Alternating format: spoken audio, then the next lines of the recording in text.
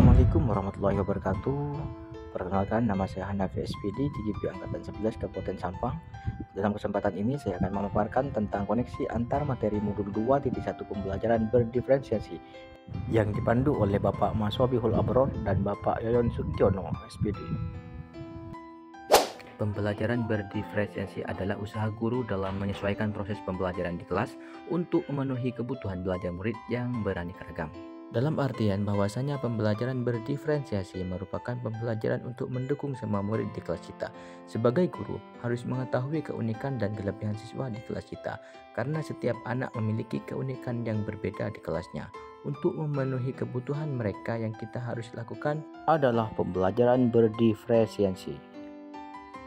Langkah dalam melakukan pembelajaran berdiferensiasi di kelas agar guru dapat mengetahui kebutuhan siswa di kelas yang dapat dilakukan guru adalah sebagai berikut. Yang pertama, memahami tujuan pembelajaran. Yang kedua, menciptakan lingkungan belajar yang mengundang anak untuk belajar. Yang ketiga, yaitu mengetahui dan merespon kebutuhan murid. Yang keempat, melakukan manajemen kelas yang efektif. Dan yang terakhir, yaitu melakukan penilaian berkelanjutan. Berdasarkan dengan kebutuhan belajar murid, guru harus memahami 3 aspek berikut ini. Yang pertama yaitu kesiapan belajar murid atau readiness. Untuk mengetahui kesiapan belajar murid, guru mengharuskan untuk menilai pengetahuan awal dan menentukan apa yang telah murid ketahui dan di mana murid berada. Yang kedua yaitu minat murid. Minat murid setiap anak pasti berbeda-beda. Minat adalah salah satu motivator penting bagi murid untuk terlibat aktif dalam proses pembelajaran. Yang ketiga yaitu profil belajar murid. Profil belajar murid. Guru harus mengenal profil belajar murid dengan mengetahui lingkungan, budaya, gaya belajar, kecerdasan majemuk, maka guru bisa menganalisis kebutuhan murid. Sedangkan untuk mengetahui kebutuhan belajar murid, guru dapat mengidentifikasi berdasarkan cara-cara berikut ini. Yang pertama yaitu mengamati perilaku murid. Yang kedua yaitu mengidentifikasi pengetahuan awal. Yang ketiga yaitu melakukan review dan melakukan refleksi terhadap praktik pengajaran. Yang keempat, melakukan diskusi dengan guru murid sebelumnya. Dan membaca rapot murid di kelas sebelumnya. Dan yang terakhir yaitu menggunakan berbagai penilaian formatif dan diagnostik. Adapun strategi untuk mendiferensiasi pembelajaran bisa dilakukan dengan cara-cara berikut ini. Yang pertama yaitu diferensiasi konten.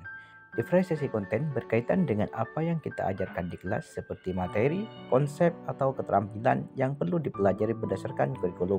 Dalam hal ini bisa dilakukan dengan membedakan pengorganisasian atau format penyampaian, bukan mengubah atau menurunkan standar kurikulum. Yang kedua yaitu diferensiasi proses. Diferensiasi proses yaitu kegiatan yang memungkinkan murid berlatih dan memahami atau memaknai konten sebagai cara membedakan proses yang harus dilakukan oleh murid. Dan yang ketiga yaitu diferensiasi produk. Sedangkan diferensiasi produk merupakan bukti yang menunjukkan apa yang murid telah pahami dengan cara membedakan modifikasi produk sebagai hasil belajar murid, hasil latihan, penerapan, dan pengembangan apa yang telah dipelajari. Adapun keterkaitan antara modul 2.1 pembelajaran berdiferensiasi dengan modul-modul yang sebelumnya adalah sebagai berikut. Untuk dapat melakukan pembelajaran berdiferensiasi, maka guru harus berusaha memenuhi kebutuhan belajar anak sesuai dengan kodrat alam, kodrat zaman berdasarkan filosofi pemikiran Ki Hajar Dewantara. Yang ini merupakan kaitan dengan modul 1.1. Selanjutnya, dalam melakukan pembelajaran berdiferensiasi, seorang guru penggerak harus berpihak pada murid, reflektif, mandiri, kolaboratif, dan inovatif untuk bisa menciptakan pembelajaran berdiferensiasi agar dapat memenuhi kebutuhan murid, dan demikian seorang guru penggerak dapat mewujudkan kepemimpinan murid dengan menuntun murid merdeka belajar. Hal ini sesuai dengan nilai dan peran guru penggerak. Hal ini berkaitan dengan modul 1.2. Untuk selanjutnya yaitu kaitan antara modul 2.1 dengan titik 3 yaitu pembelajaran berdiferensiasi dapat menjadi salah satu strategi untuk mewujudkan visi guru penggerak yang berpihak pada murid. Hal ini berkaitan dengan modul 2.1 dan 1.3. Dan yang terakhir yaitu dalam melaksanakan pembelajaran berdiferensiasi antara guru dan murid harus ada kesepakatan kelas terlebih dahulu agar proses pembelajaran dapat berjalan dengan baik sesuai dengan nilai-nilai budaya positif. Hal ini berkaitan dengan modul 1.4. Demikian pemaparan dari saya, yaitu koneksi antar materi modul 2.1. Semoga bisa menginspirasi. Thank you for watching.